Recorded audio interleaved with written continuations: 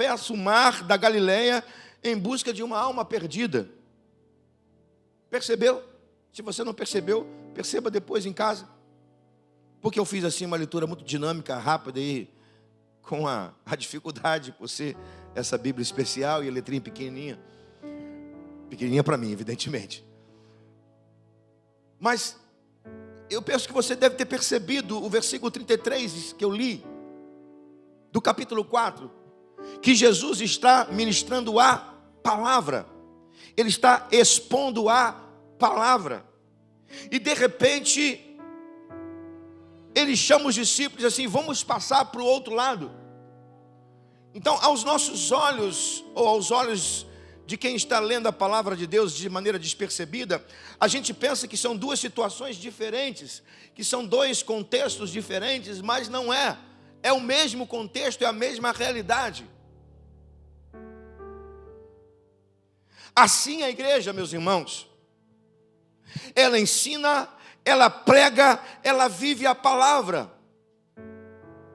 Mas de repente o Espírito Santo move a igreja, movimenta a igreja, compele a igreja, empurra a igreja para cumprir a missão. Faz parte da natureza da igreja. A gente prega, a gente ensina, a gente vive a palavra. E de repente vem o Espírito Santo, porque é Ele quem nos conduz nos dias de hoje. De repente vem o Espírito Santo e nos empurra para alguém, nos empurra para uma pessoa, nos empurra para alguém desesperado, nos empurra para alguém que precisa da palavra, que precisa de salvação, que precisa de Cristo. Assim é a igreja. Aliás, eu creio que uma igreja que não cumpre a missão é uma igreja onde os seus membros não têm vida devocional. Porque a vida devocional impulsiona a igreja a cumprir a missão. A missão, na verdade, é reflexo de uma igreja de crentes com vida de devoção. Eu vou repetir isso para que você guarde no seu coração. A vida devocional impulsiona a igreja a cumprir a missão. Logo, a missão é reflexo de uma igreja onde os seus membros têm vida devocional. Crente sem devoção é crente insensível, sem amor, sem misericórdia. Na verdade, crente sem devoção pode até não ficar endemoniado, mas fica endemonizado.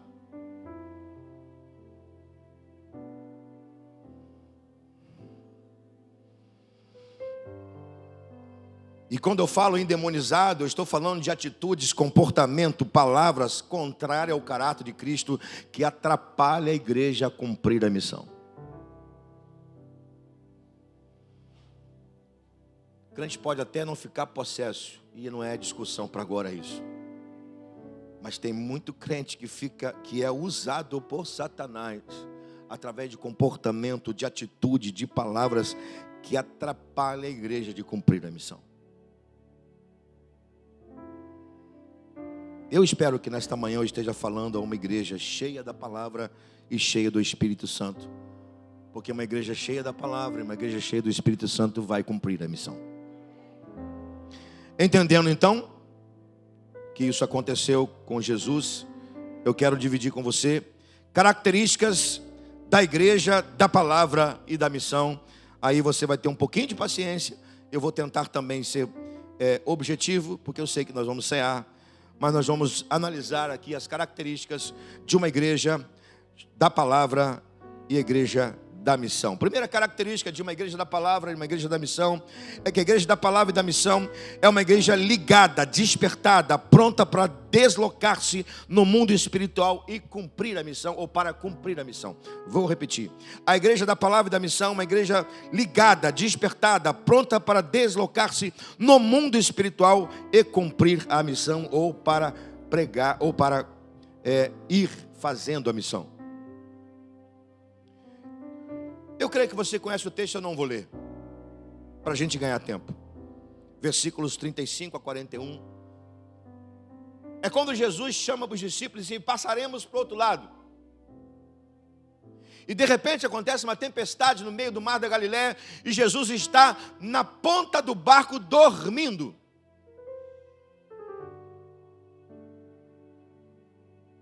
E eu disse a você no começo da mensagem que esses dois capítulos, 4 e 5, não podem ser separados. Jesus, assim, o original é dessa forma. Jesus está compelindo os discípulos a entrarem no barco, e o original parece dizer assim: Jesus pegou o barco e pega o pé dele e empurra o barco para o mar, com os discípulos dentro, e ele entra. Parece paradoxal, de repente, Marcos registrar e dizer que Jesus está na ponta do barco dormindo. Então presta atenção, nós temos um Jesus, no começo do texto, do capítulo 4, a partir do 35, um Jesus agitado, um Jesus preocupado, um Jesus ligado, um Jesus despertado. De repente, esse Jesus está dormindo. Não parece paradoxal? Na verdade, não é paradoxal. Porque o Jesus que vai para a ponta do barco dormir é o homem que está cansado, que atendeu pessoas, que ministrou pessoas, que pregou, que ensinou, que absorveu o problema das pessoas. Eu não sei, e abra aqui um parêntese, se é que é um parêntese. Eu não sei se você já percebeu, quando você se envolve com as pessoas, quando você ama, tem misericórdia e se envolve com as pessoas, você é como se fosse uma esponja. Você absorve a dor da pessoa, você absorve o seu sofrimento. Isso cansa o físico e a mente. Então Jesus vai para a ponta do barco porque ele está cansado. É o homem que ministrou, que pregou, que ensinou, que atendeu as pessoas, que absorveu o sofrimento das pessoas. Ele vai para a ponta do barco ou para a popa do barco para dormir e descansar. Mas é o mesmo Jesus, Deus, que no começo do texto está empurrando o barco em direção ao mar da Galileia para dizer aos discípulos: nós precisamos correr, porque do outro lado tem alguém que urgentemente precisa da gente.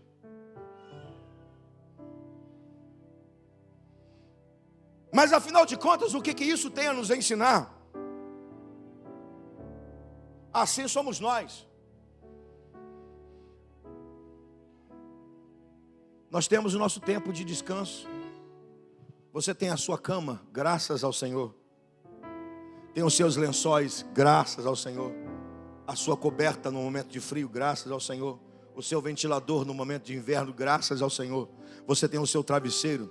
E se você é casado, você tem a outra metade do seu lado, dormindo ao seu lado. Louvado seja o Senhor. Pastor, o que isso tem a ver com o texto? Vou dizer. Você tem o seu tempo de descanso. Você tem o seu tempo de lazer. Você, quem sabe, tem uma casa na praia para você descansar no mês de janeiro. E você merece e precisa. Se você não tem a casa na praia, você tem um lugar para ir para descansar. Você trabalha, você paga as suas contas. Você se envolve com as questões sociais. Mas deixa eu te falar uma coisa. Você merece sim descansar. Você merece ter o seu tempo. Mas isso não impede você. Isso não é empecilho para você não ser uma pessoa despertada, ligada a envolver-se no mundo espiritual. Porque alguém precisa de você. Você está entendendo o que eu estou falando?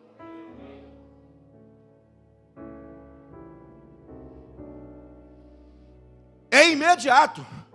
Jesus empurra o barco, entra no barco, ele está com pressa para poder chegar do outro lado, mas de repente ele dorme e descansa. Está cansado, é homem, é 100% Deus, mas é 100% homem.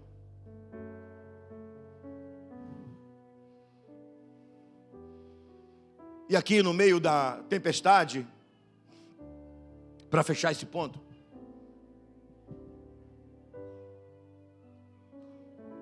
a Bíblia diz que o vento levanta e vem contra o barco. E os discípulos estão desesperados. Diz: mestre, acorda, estamos perecendo. Jesus então acorda e dá uma ordem. Ele diz: cala-te, aquieta-te. Na verdade, ele não está falando com o mar, porque ele criou o mar. Ele não está falando com as ondas porque Ele criou as ondas. Ele não está falando com a água porque Ele criou a água. Ele está falando com uma entidade maligna que estava tentando atrapalhá-lo de chegar do outro lado. Aqui é o contexto espiritual. Jesus está entrando num mar, na verdade está entrando num processo espiritual pesado. E volto ao ponto de que você merece todo descanso. Tudo de bênção que a sua mão pode pegar, que os seus olhos podem ver, você merece. Mas preste atenção no que eu vou te falar. Se você se propõe a fazer a obra de Deus, você vai entrar no mundo espiritual. Então você precisa estar ligado, despertado.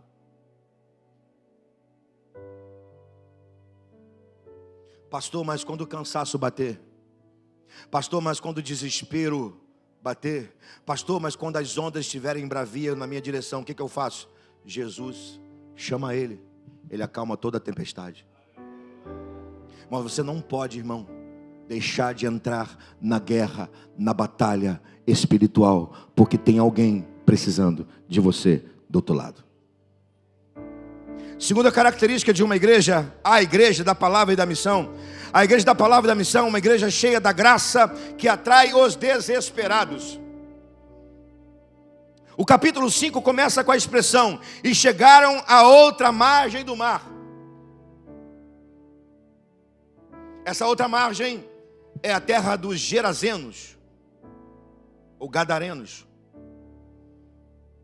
Uma terra, na sua maioria, de pessoas gentílicas, não eram judeus. Em seguida, os versículos 2 e 3 que lemos, que aliás não lemos, né? Quero adiantar. Diz que esse homem sai do meio dos sepulcros. Entende-se sepulcros aqui, não o que tem nos nossos ou nos cemitérios. Eram sepulcros de pedra, espécie de cavernas. E lá ficavam os mendigos, ficavam os isolados. Então esse homem sai do meio de um sepulcro desse, e assim, é simultâneo, é uma conexão. Bastou Jesus botar os seus pés, bastou Jesus sair do barco. Aliás, a plataforma de Jesus foi barco. Eu acho que eu vou abrir outro parênteses. A plataforma da igreja não é para a igreja aparecer. A plataforma da igreja é para a igreja ministrar. Bastou Jesus sair da sua plataforma, que era o barco, colocar o seu pé, aí fechou o parênteses, né? Bastou ele colocar os seus pés na terra de Gadara, o homem sai do sepulcro. Tenta imaginar ou mentalizar a história. Os pés de Jesus saem do barco, toca Gadara, os pés do homem saem do túmulo e eles vão se encontrando.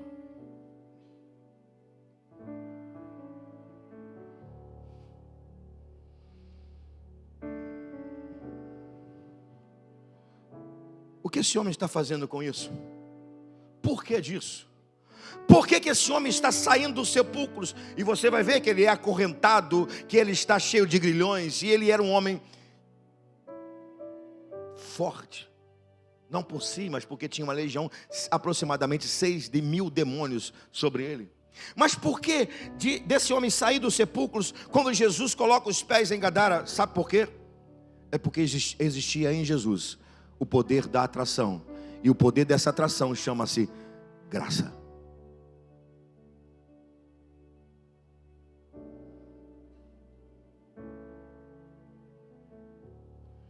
Perceba, eu sei que você conhece o texto,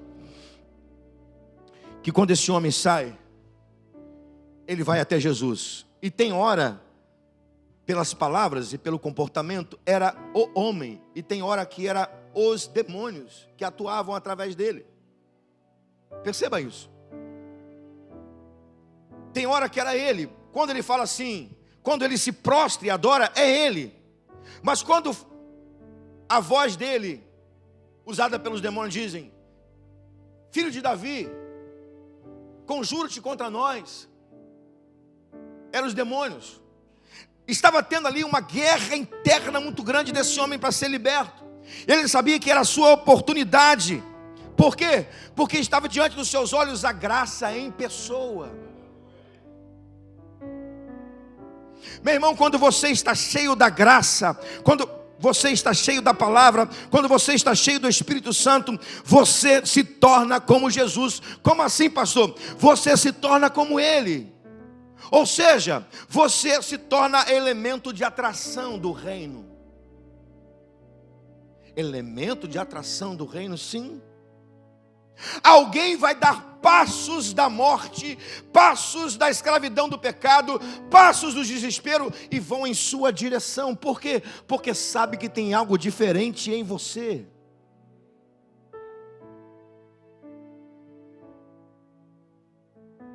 Alguém que está cheio da palavra, alguém que está cheio do Espírito, é alguém que vai estar automaticamente, espiritualmente falando, cheio da graça.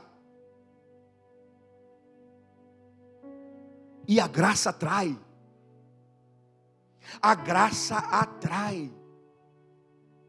Você não precisa ter faculdade, universidade. Você não precisa ser um teólogo, um mestrando, um doutorando, um PhD em teologia. Você não precisa de nada disso. Aliás, você pode ter tudo isso, mas você não precisa de nada disso para você ser cheio da graça. Basta você ser cheio da palavra, ser cheio do Espírito. Basta você orar, buscar, jejuar, que você vai ser cheio da graça. E aí, meus irmãos, quando você der passos em direção à morte, em direção às trevas, as pessoas que estão na morte, as pessoas que estão nas trevas vão em sua direção. Por quê? Porque aquilo que elas querem está em você. O que elas precisam está em você. E o que elas querem? Elas querem libertação. O que elas precisam? Elas precisam de Jesus. A libertação e a vida está em você. Então, irmão, seja um crente cheio da palavra, seja um crente cheio do Espírito, cheio da graça, que você vai ser instrumento de atração e Jesus vai salvar, libertar pessoas através de você. Terceira característica da igreja da missão e da palavra e da missão. A igreja da palavra e da missão é uma igreja cheia da autoridade para desfazer as obras do diabo.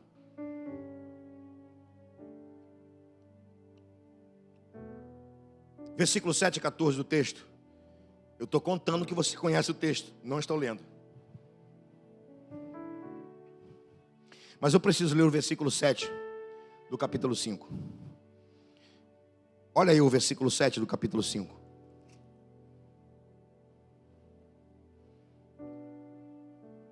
Diz assim: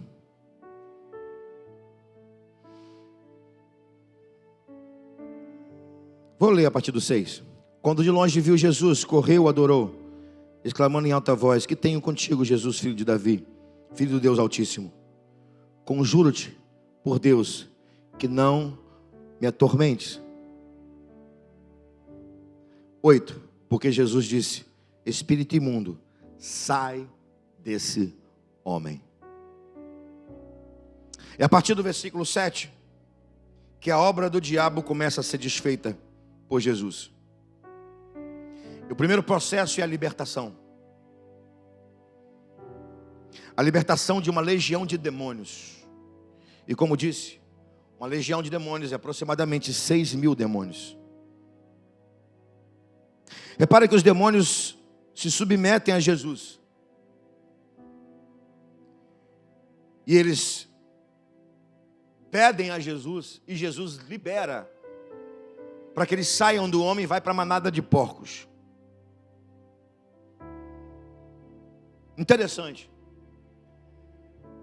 que quase 2.000 porcos não aguentam uma legião de demônios. Fazendo uma matemática mais ou menos, é assim: 6.000 para 2.000 porcos. Cada porco ficou com 3 demônios. E o que aconteceu com esses porcos?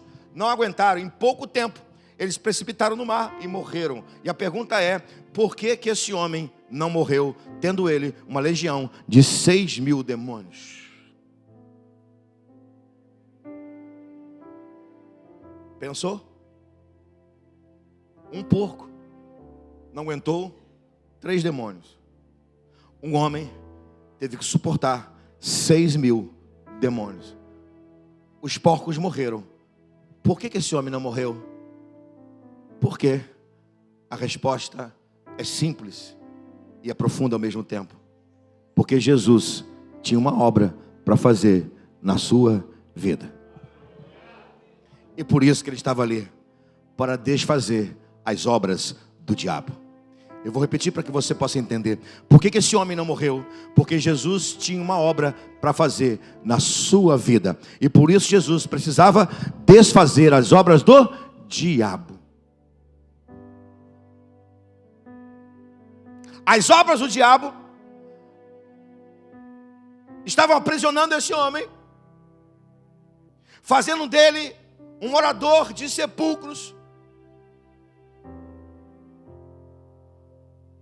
alguém isolado, e por aí vai. Bastou Jesus chegar em Gadara para desfazer as obras do diabo. Você já parou para pensar, meus irmãos, quantas pessoas que Deus tem uma obra em suas vidas, aguardando alguém pregar, aguardando alguém falar do Evangelho? Em 1 João capítulo 3, versículo 8, diz assim: assim que para isso se manifestou o Filho de Deus, para desfazer as obras do diabo. A pergunta é: quem desfaz as obras do diabo hoje? Aí você vai responder: é Jesus. Tá certo? Quem desfaz as obras do diabo é Jesus. Mas a gente precisa entender: Jesus desfaz as obras do diabo através de quem? Olha para quem está à sua esquerda. Olha para quem está à sua direita. Está aí a resposta. Agora pega o seu dedo e faz assim, ó. Acompanhe, por favor. Acompanhe meu dedo. Vai fazendo o que eu vou fazer com o dedo.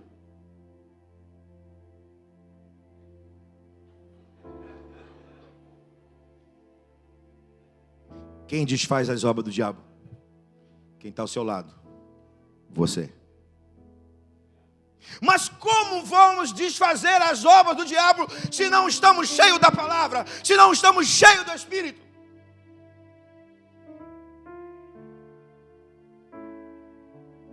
Pense nisso. Porque Jesus está fazendo o que conosco nessa manhã pela sua palavra? É como se Ele estivesse nos colocando num barco. É como se Ele estivesse nos empurrando nesse barco, nos fazendo enfrentar batalhas espirituais pesadas, e nos fazendo levar, ou nos levando a alguém que precisa da sua palavra, do seu amor, da sua graça, do seu poder. Em último lugar, a igreja cheia da palavra e da missão é uma igreja que cobre as pessoas com o poder do Evangelho. Vou repetir.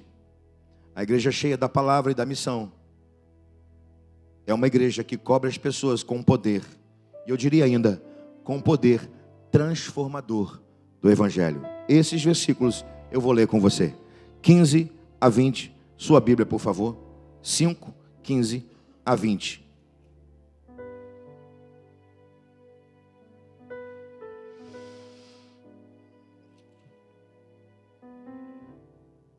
Então, saiu o povo para ver o que sucedera, indo ter com Jesus.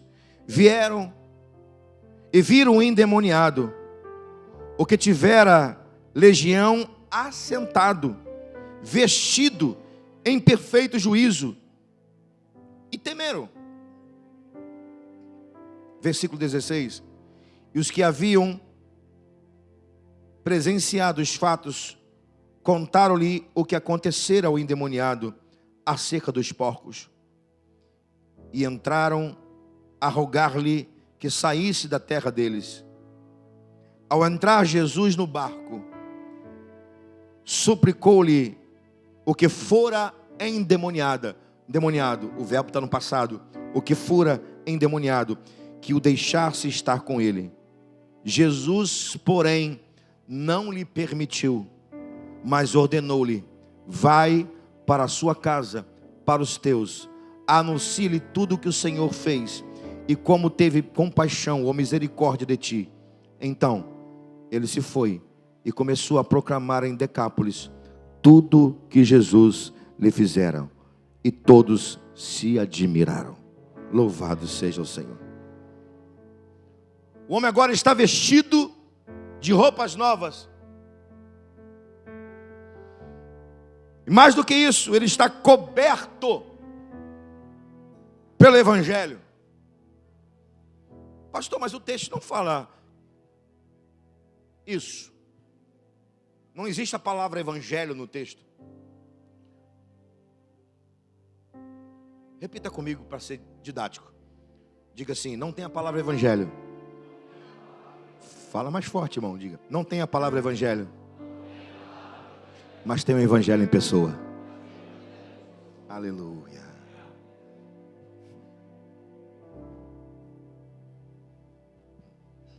O Evangelho é pessoa. Chegou e fez assim, ó. Vem cá.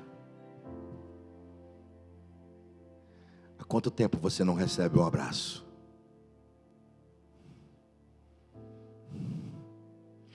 Há quanto tempo você não sente o toque de alguém que te ama? Pastor, não está escrito isso? Não precisa. Não precisa. Está dentro do texto, porque faz parte da natureza de Jesus e da sua igreja abraçar, cobrir aqueles que chegam a Ele. Louvado seja Ele.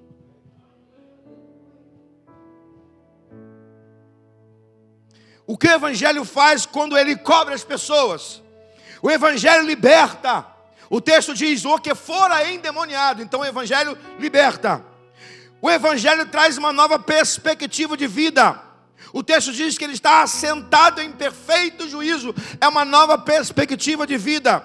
O Evangelho leva as pessoas a se apegarem em Jesus. O versículo 18 vai dizer que ele queria estar com Jesus. Jesus colocou agora o pé no barco de volta, para atravessar do outro lado. De volta, ele agarrou em Jesus. Jesus, deixa eu ir com o Senhor, porque assim faz o Evangelho. O Evangelho faz as pessoas se agarrarem a Jesus, a não quererem sair de perto de Jesus mais. Assim foi comigo, assim foi com você, assim é comigo, assim é com você. Nós estamos agarrados a Jesus, entrelaçados a Jesus. Por quê? Porque nós agora amamos Jesus e não queremos nunca mais ficar sem Ele. Louvado seja Ele. O Evangelho faz o pecador atormentado pelo diabo em proclamador de boas novas. Assim diz o versículo 19 e 20. E você vai falar isso bem forte comigo. Diga assim: o Evangelho faz do pecador atormentado pelo diabo em um proclamador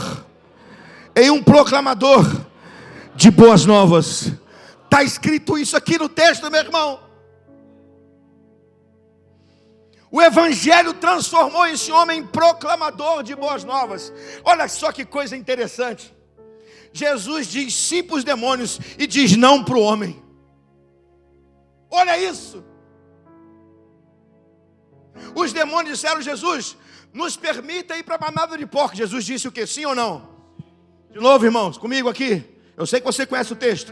Os demônios pediram: Jesus, nos permita ir para a manada de porcos. Jesus disse sim ou não? Sim, ele permitiu. Aí o homem fala assim: Senhor, deixa eu entrar no barco com o Senhor. Jesus disse sim ou não? Não.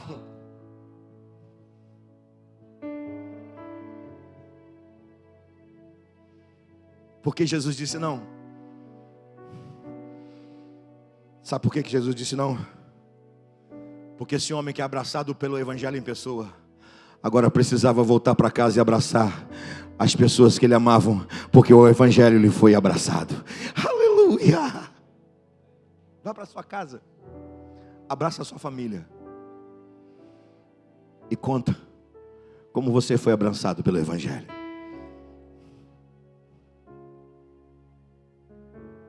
E eu pergunto a você: que tal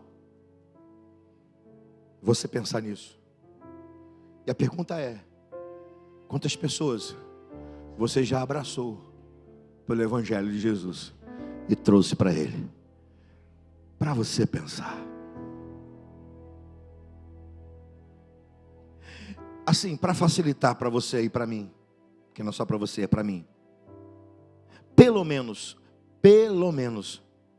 quantas pessoas você contribuiu para que fossem abraçados pelo Evangelho?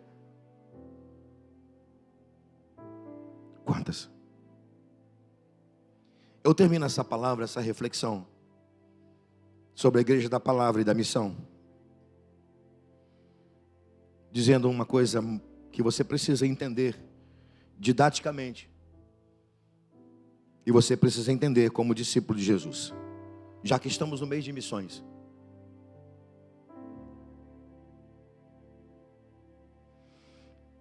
Nesse texto está a tríade da missão. Não é missões no plural, é missão no singular. Nesse texto aqui, e eu posso passar para você depois, está a tríade da missão. Qual é a tríade da missão? Eu vou ler e você vai prestar atenção. A tríade da missão: o despertamento, o deslocamento, o chamado para o lugar onde tem alguém que precisa de transformação. Aqui é missões no plural que nós estamos vestindo nesse mês. Aqui é missões no plural. Missões é isso, é o deslocamento, é o despertamento, é o deslocamento, é o chamado para ir a algum lugar, porque nesse lugar alguém precisa de transformação. O missionário, ele é chamado, ele é despertado, ele desloca. Tem a questão geográfica, ele sai do seu lugar. Por isso Jesus vai dizer: Jerusalém, Judeia, Samaria, confins da terra. É deslocamento geográfico. Alguém é chamado, é despertado, é comissionado, e essa pessoa sai daquele lugar, vai daqui para cá, ou para cá, ou para cá.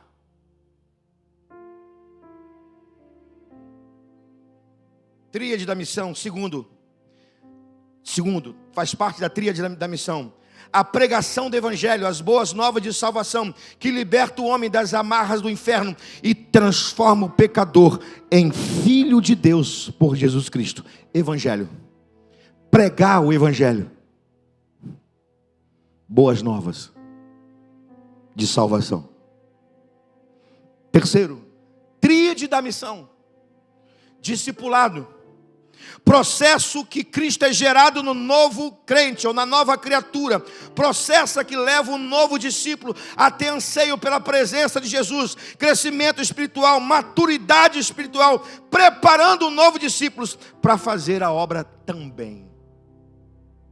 Eu vou repetir: discipulado, processo que Cristo é gerado no novo crente ou na nova criatura, processo que leva o novo discípulo a ter anseio pela presença de Jesus, crescimento espiritual, maturidade espiritual, preparando o novo discípulo para fazer a obra também. É didático, eu vou te falar. Nós aprendemos que Deus é trino: Pai, Filho, Espírito. Amém? Deus é trino: Pai, Filho, Espírito. Nós estudamos isso na EBD. Existem três deuses? Não, é um Deus só que se manifestou em três pessoas diferentes. É um Deus, apenas um Deus. Aprendemos também na nossa EBD, estou trazendo aí a nossa EBD, que o homem também é tricotomo. Ele é corpo, ele é alma, ele é espírito. São três homens. Você tem aí três pessoas dentro de você? Não, você é uma pessoa só, que tem um corpo, alma e espírito. Deixa eu te falar, missão também é uma coisa só.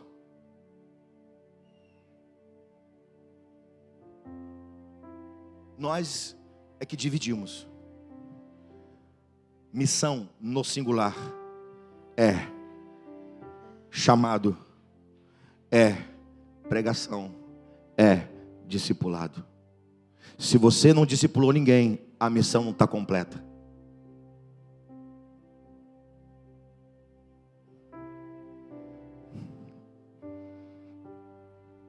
Caminhando para o final, eu quero fazer 2 reflexões.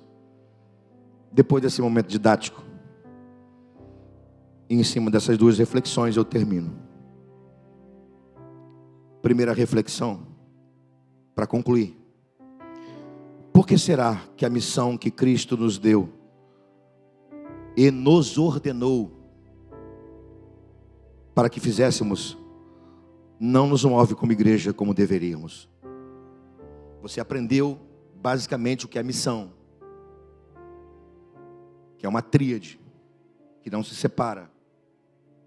Então a pergunta é: por que será que a missão que Cristo nos ordenou que fizéssemos não nos move como igreja como deveríamos? É para você pensar. Eu vou repetir pela 3ª vez, que eu quero que você pense.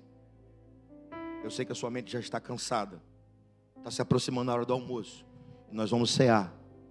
Mas eu quero que você pense de novo. Por que será que a missão na sua tríade, por que será que a missão que Cristo nos ordenou que fizéssemos não nos move como igreja como deveríamos? Pensou? Eu tenho mais uma reflexão. Mais uma. Por que será que temos tanta facilidade em nos envolver com atividades e muita dificuldade em nos envolver com a missão? Vou perguntar de novo. Por que será que temos tanta facilidade em nos envolver com atividades? E estou falando atividade da igreja mesmo. Não estou falando das suas atividades, da igreja, nas igrejas, as programações. Por que será que temos tanta facilidade em nos envolver com as atividades, com as programações, e temos muita dificuldade em nos envolver com a missão? Creio que a resposta pode ser ilustrada através de um espelho. Através de um espelho. E creio que você já se olhou hoje no espelho. E por que eu estou com a minha Bíblia e hoje assim? Por graça de Deus, a Bíblia da minha consagração. Poderia ser outra. Por que a Bíblia está aqui à minha frente? Porque ela é um espelho para mim. Na verdade, a resposta a essas 2 indagações, elas estão no espelho, que é a Bíblia.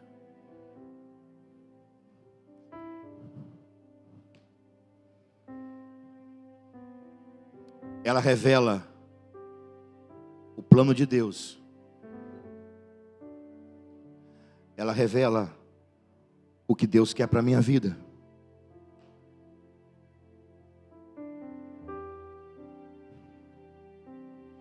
E aqui termino. Então, meu irmão, presta atenção na última vez, nesta manhã. Então, meu irmão, se você não tem envolvimento na missão, é certo, não é provável, é certo. Se você não tem nenhum envolvimento com a missão, e você já aprendeu que é uma tríade, se você não aprendeu, eu te dou depois. Se você não tem nenhum envolvimento na missão, é certo, e não é provável, é certo, você não tem nenhum envolvimento com a palavra.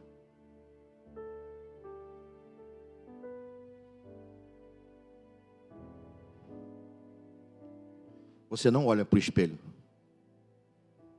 Se você não tem nenhum envolvimento com a missão, na sua tríade, é porque você não está olhando para o espelho. Logo, também você não tem nenhum envolvimento com o Deus da palavra.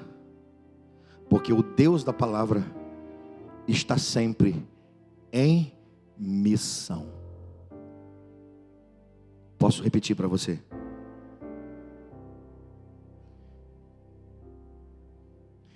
Se você não tem nenhum envolvimento na missão, nenhum, o mínimo possível, é certo, não é provável, é certo, cravado, você não tem nenhum envolvimento com a palavra. Logo, também você não tem envolvimento com o Deus da palavra, porque o Deus da palavra está sempre através dos servos dele em missão.